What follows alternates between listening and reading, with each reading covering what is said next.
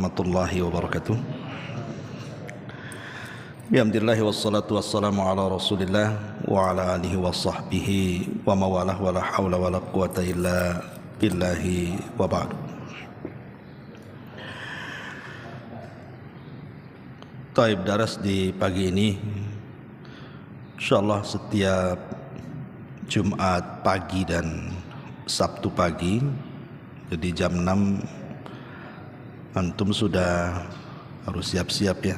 Jadi kajian saya di sini Jumat pagi pokoknya sama Sabtu pagi.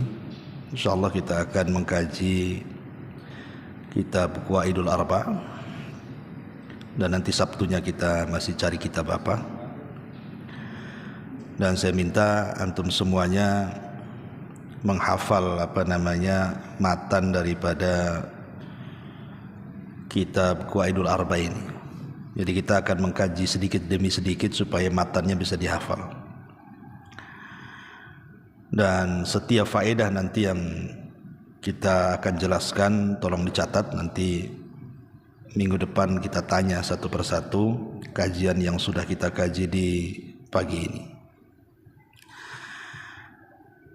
Taib, kitab ini menjelaskan tentang 4 kaidah yang berkaitan dengan akidah kita kaum muslimin. Dan kitab ini ditulis oleh Syekh Muhammad ibn Abdul Wahhab At-Tamimi rahimahullahu ta'ala. Kita baca pelan-pelan matannya baru kita jelaskan. Qala al-muallif rahimahullahu ta'ala, as'alullaha al-karima rabbal arshil azimi an yatawallaka fid dunya wal akhirati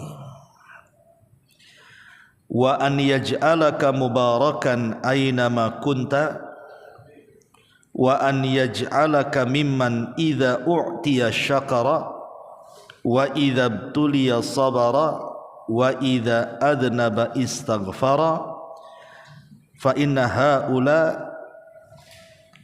haula thalatha unwanus sa'adati.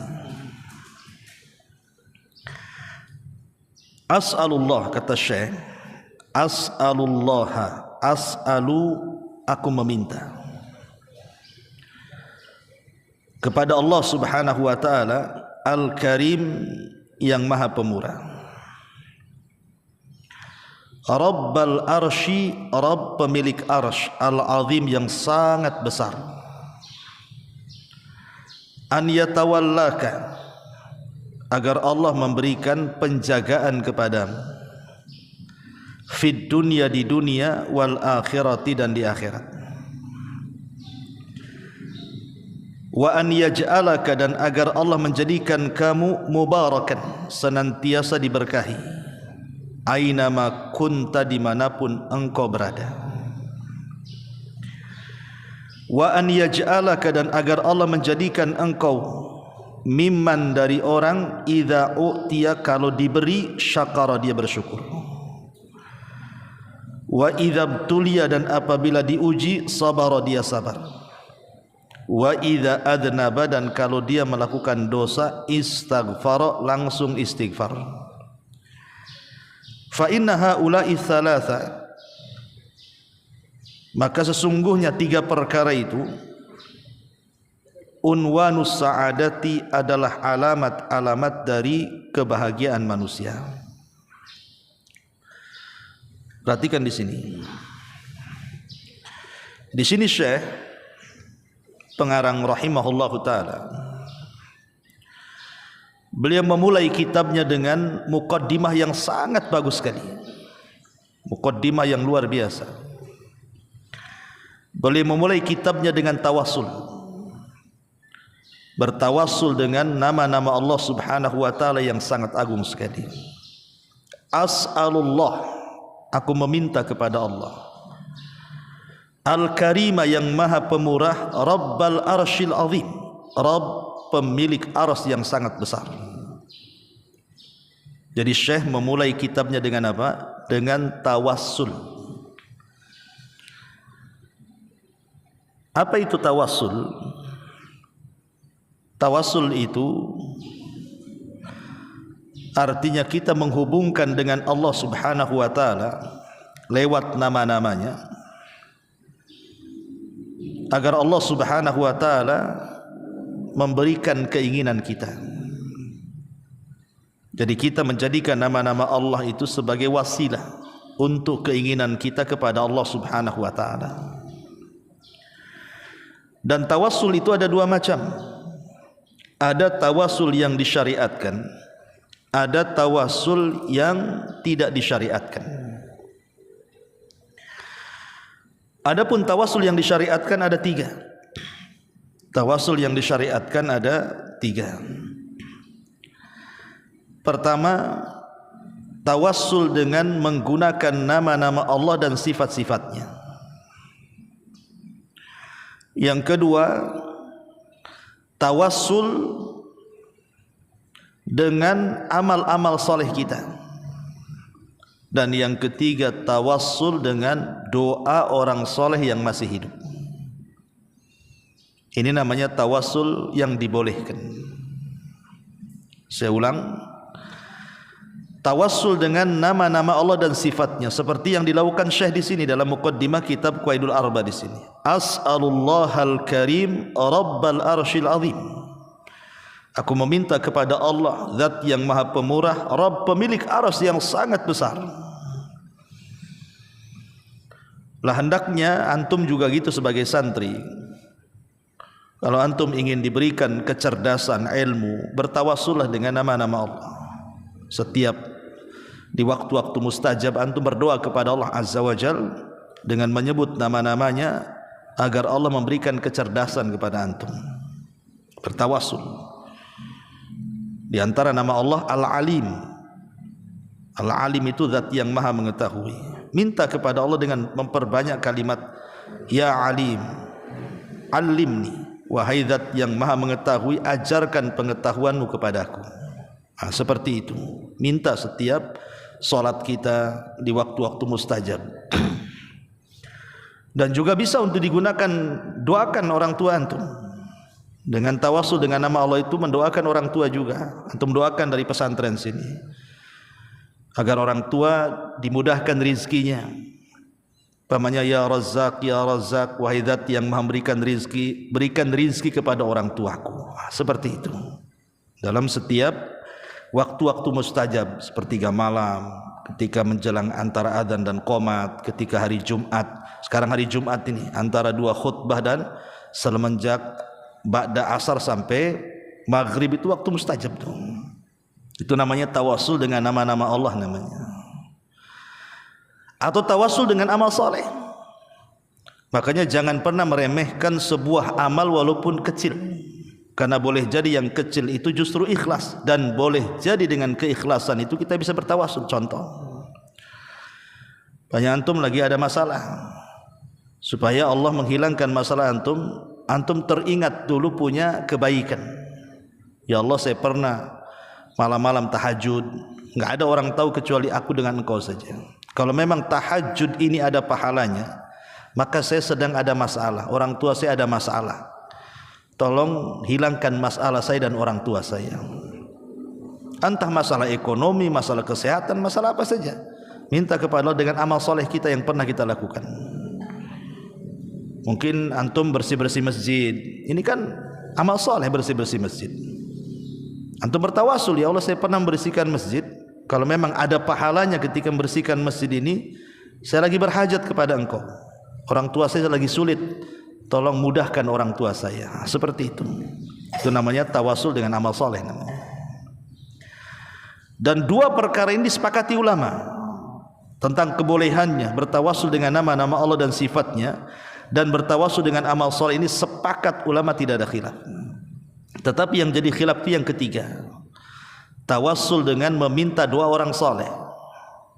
Umpamanya antum datang ke guru antum atau kepada kawan yang nampak kok soleh, taat gitu ya, minta doanya, tolonglah doakan saya, antum nampaknya lebih soleh daripada saya. Atau datang ke guru-guru antum minta doa.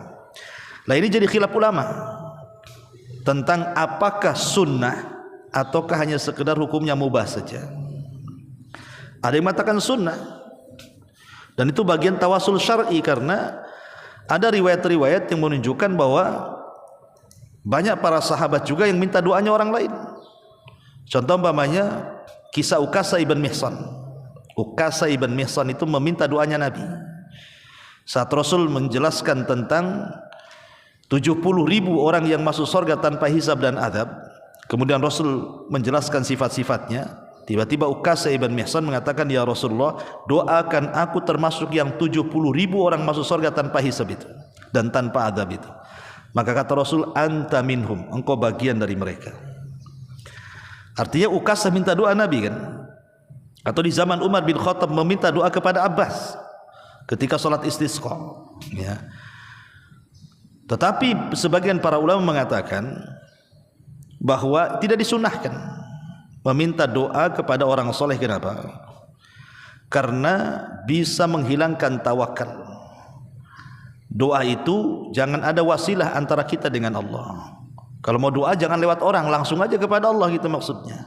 Ngapain lewat orang-orang soleh walaupun mereka masih hidup, ya. Makanya ini terjadi silang pendapat. Tetapi secara umum bahwa minta doa orang soleh itu dibolehkan.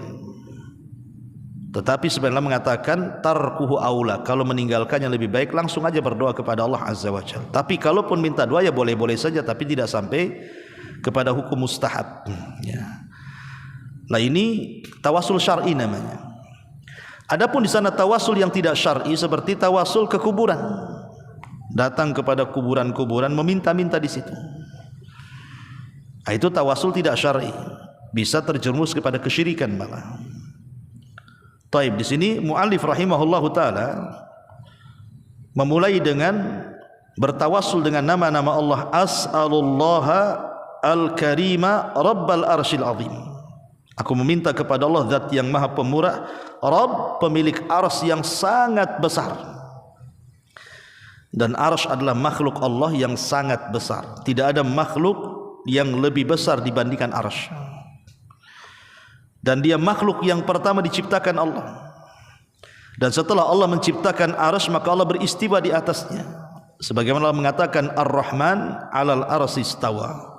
Zat yang Maha Rahman beristiwa di atas arsy.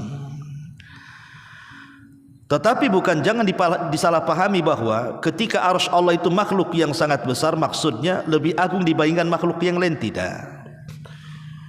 Bukan berarti dipahami bahwa arsy lebih agung, lebih mulia dibandingkan makhluk Allah yang lain, tidak. Maksudnya Allah ingin menjelaskan bahwa makhluk yang paling besar itu adalah arsy. Jangankan lagi arsy, kursi. Makanya dalam Quran itu ada ayat kursi. Kursi itu tempat berpijak kaki Allah Subhanahu wa taala. Apa kata Allah? Wasi'at kursiyuhus samawati wal ard. Kursinya Allah itu meliputi langit dan bumi. Artinya dalam riwayat Abdullah bin Mas'ud radhiyallahu an, kalau seandainya kita kumpulkan langit dan bumi kemudian dibandingkan dengan kursi Allah, maka itu sama dengan melempar cincin ke padang pasir. Cincin itu langit dan bumi, kursinya itulah padang pasirnya. Bagaimana dengan arasy-Nya? Allahu Akbar. Tentu lebih besar lagi. Dan bagaimana dengan penciptanya Allah Subhanahu wa taala? Dan arsy itu dipikul oleh 8 para malaikat berdasarkan As-Quran. Dan kita tahu bahwa malaikat pemikul arsy itu digambarkan oleh Rasul, di mana kakinya itu berpijak kepada lapisan bumi yang paling dalam, kemudian badannya menjulang sampai melintasi langit pertama, kedua sampai ketujuh, sampai melewati sorga, kemudian tanduknya memikul arsy. Nah, itu besar, ya, besar sekali, ya. Makanya di sini as'alullahal karim rabbal arsyil azim. Aku meminta kepada Allah al-karim yang maha pemurah, Rabb pemilik arsy yang sangat agung atau yang sangat besar. Setelah kemudian pengarang Asy-Syaikh bertawassul kepada Allah Subhanahu wa taala dengan nama-nama Allah Subhanahu wa taala, Al-Karim, Rabb, ya. An yatawallaka, mulai kemudian Syekh mendoakan kita an yatawallaka, maka Syekh mendoakan kita sebagai pembaca kitab ini. Subhanallah, ini baiknya Syekh ketika mengarang kitab ini. Setelah beliau bertawassul dengan nama-nama Allah dan sifatnya, maka beliau mendoakan kebaikan kepada kita. An yatawallaka, agar engkau yang membaca kitab ini Allah berikan penjagaan, agar Allah menjagamu, agar Allah mencukupimu, agar Allah menjadikan engkau wali dari wali-walinya di dunia, fid dunya wal akhirah, baik di dunia ataupun di akhirat. Karena kalau Allah Subhanahu wa taala sudah menjadikan kita wali-walinya, orang-orang yang senantiasa dipantaunya, dijaganya, dirawatnya, dicukupinya, maka siapapun yang berani memusuhi kita, maka sama dengan memusuhi Allah Subhanahu wa taala.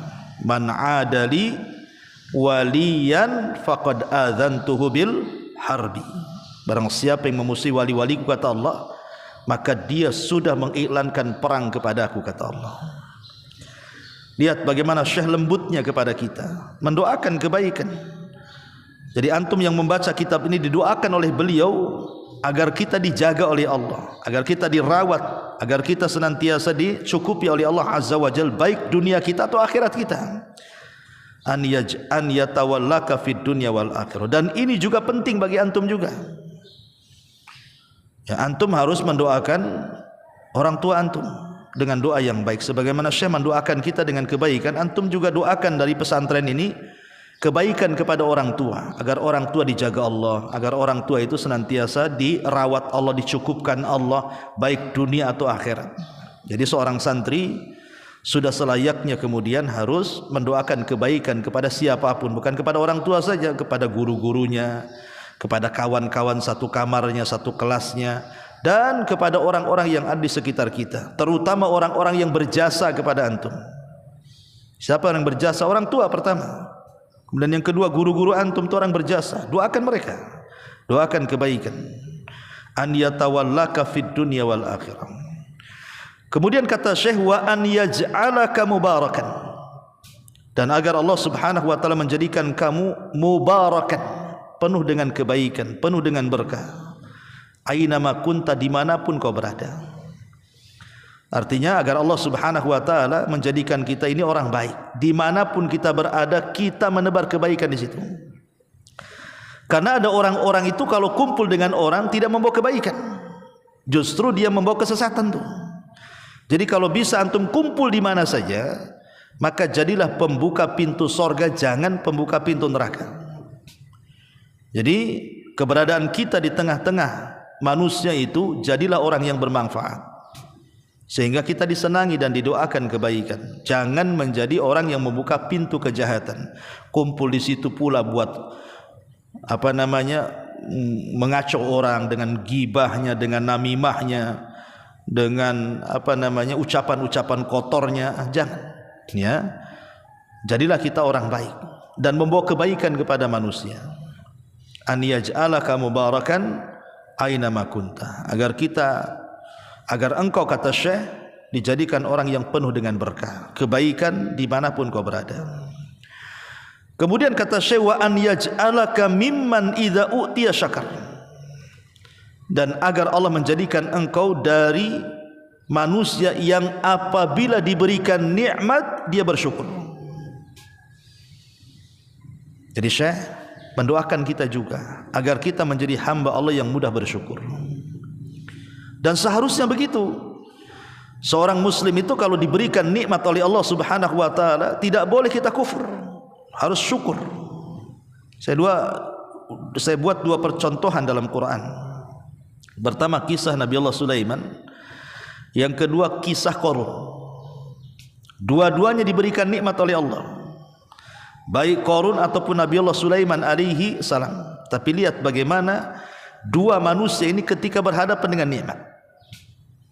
Qarun manusia yang paling kaya, tidak ada manusia yang lebih kaya dibandingkan Qarun, sampai namanya hari ini disebut-sebut baik Yahudi, Nasrani atau Islam.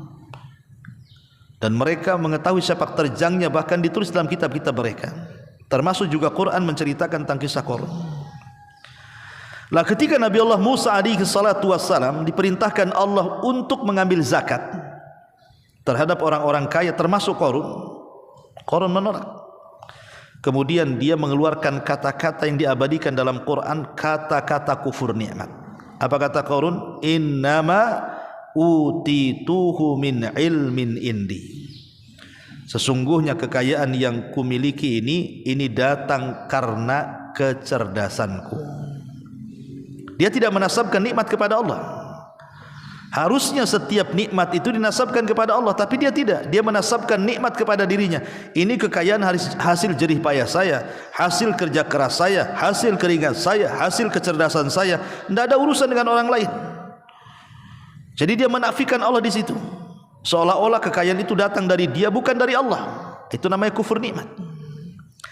Tapi di sisi lain lihat Nabi Allah Sulaiman alaihi salatu wassalam. Apa kata dia? Hadza min fadli rabbi. Ini semua adalah datang dari karunia Allah. Nabi Sulaiman menasabkan nikmat kepada karunia Allah, artinya menasabkan nikmat kepada Allah. Qarun menasabkan nikmat kepada dirinya. Apa yang terjadi? La in syakartum la azidannakum. Ketika Sulaiman bersyukur, Allah tambah kekuasaannya. Wala in kafartum inna azabi lasyadid.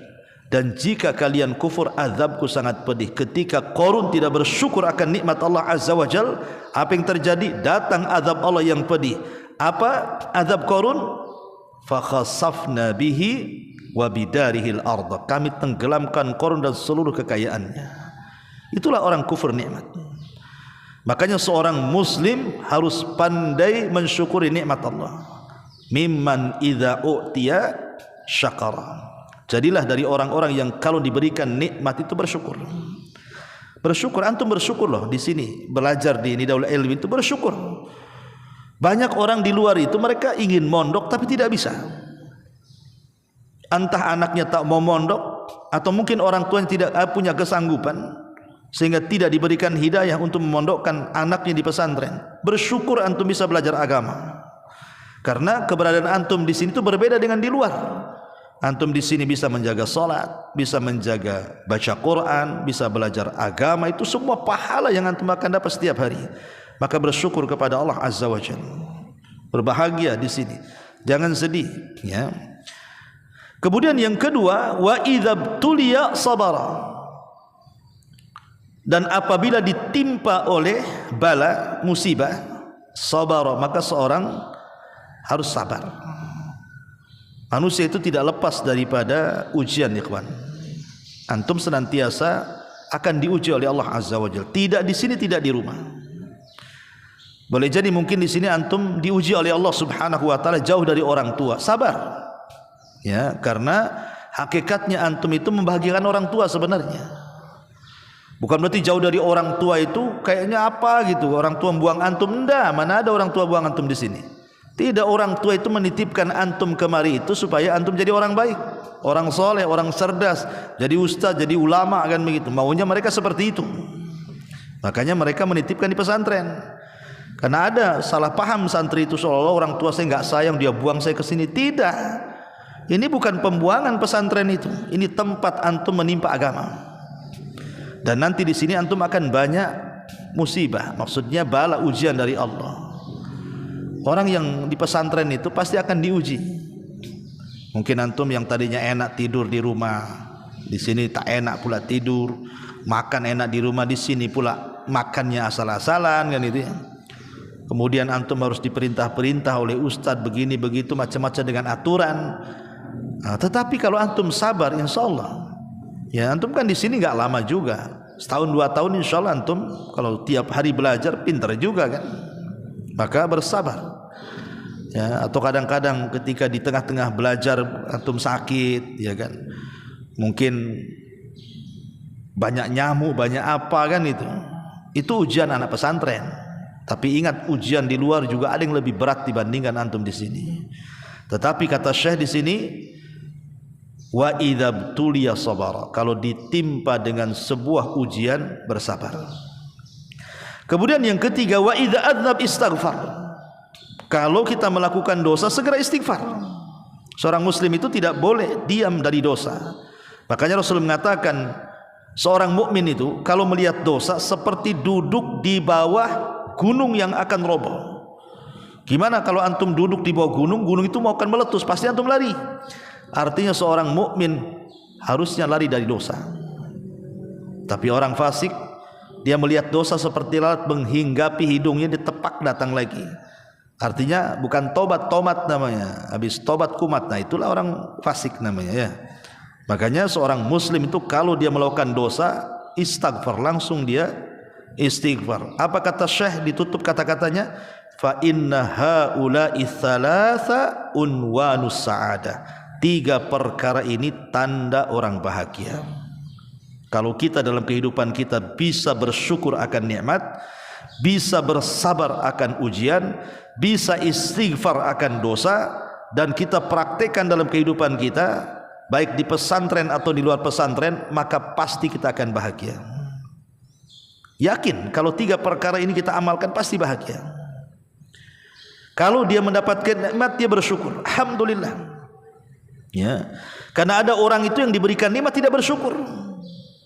Dan syukurnya akan nikmat itu pertama menasabkan nikmat kepada Allah. Yang kedua tidak membelanjakan kecuali di jalan Allah. Ya, jadi nikmat itu harus dinasabkan kepada Allah dan dibelanjakan di jalan Allah. Adapun sabar, sabar itu kepada 3 perkara. Sabar ketika menjalankan ketaatan, sabar ketika menjauhi kemaksiatan, dan sabar akan setiap keputusan dari Allah Subhanahu wa taala atau qada dan qadar. Itulah sabar artinya. Ya. Adapun istighfar, tidak bisa istighfar itu dilakukan kecuali dengan taubat. Artinya istighfar itu i'lan di taubah, hanya pengiklanan kita ini akan taubat. Tapi harus disertai dengan perbuatan. Jadi kalau seorang minum khamr kemudian istighfar astagfirullah astagfirullah diterima, tobatnya tidak terima sampai dibuang khamar dari tangannya. Nah baru betul istighfarnya tuh. Dan ingat bahwa istighfar ini harus dilakukan setiap hari. Rasul saja setiap hari istighfar berapa kali? 70 sampai 100 kali. Padahal dosanya sudah diampuni yang telah, yang sedang, dan yang akan datang. Tapi Rasul tetap istighfar. Kenapa? Karena itu adalah unwanus sa'adah. Itulah alamat kebahagiaan. Inilah muqaddimah dari Syekh rahimahullahu taala. Saya harap antum hafal muqaddimah ini. Nanti minggu depan ana tes. Antum hafal as'alullahal karim rabbal arsyil azim an yatawallaka fid dunya wal akhirah wa an yaj'alaka mubarakan aina ma kun wa an yaj'alaka mimman idza utiya syakara wa idza ibtuliya sabara wa idza adnaba istaghfara fa inna haula'i thalatha unwanus sa'adah. Ya, antum hafal matanya dan faedah-faedah tadi bisa antum catat ya. Wallahu alam, jangan banyak-banyak, sedikit saja. Ya, ini aja yang bisa sampaikan. Pokoknya kajian kita setiap Jumat kitab Qaidul Arba. Yang Arba'in Nawawi belum ada yang ngajar. Arba'in Nawawi sudah ada yang ngajar. Ya sudah, gini aja. Jadi untuk Jumat Qaidul Arba, besok kita ngaji Arba'in Nawawi ya, Jumat Sabtu. Dan dua-duanya dihafal. Nanti satu pertemuan satu hadis. Ya, sampai di sini. Subhanallah bihamdika, asyhadu an la ilaha illa anta astaghfiruka wa atubu ilaik. Allahu taala alam. Assalamualaikum warahmatullahi wabarakatuh.